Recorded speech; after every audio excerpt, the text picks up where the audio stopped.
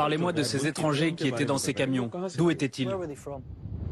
De France, de Turquie, du Pakistan, d'Arabie Saoudite, de Chine, de Tunisie ou d'Égypte. En fait, il y avait un grand nombre d'étrangers. Alors que sont devenus ces combattants? On en parle avec vous, Cécile Olivier. Sait-on d'abord combien de Français figurent parmi eux?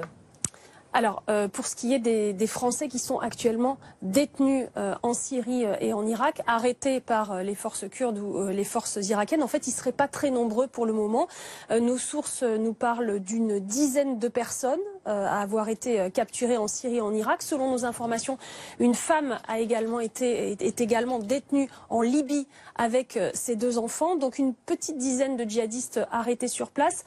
Je parle des adultes. Ce décompte n'inclut pas les enfants. Et c'est un chiffre qui est forcément sous-estimé parce que les services français, notamment la Direction générale de la sécurité extérieure et la Direction du renseignement militaire, sont en ce moment sur zone, essayent de recenser tout le monde. Et ce sont les forces kurdes et les forces irakiennes qui ont arrêté elles-mêmes ces djihadistes français qui leur donnent les informations. Donc est-ce qu'ils donnent toutes les informations? C'est une première question. Et puis c'est un petit peu le chaos sur place. Il est difficile de savoir qui et où. En tout cas, les services français ont une liste de noms de personnes arrêtées, donc une petite dizaine de personnes, surtout des femmes d'ailleurs, qui racontent généralement que leurs maris se sont fait exploser, sont morts dans un attentat suicide juste avant qu'elles se fassent arrêter, ce qui est évidemment extrêmement difficile, voire impossible à vérifier.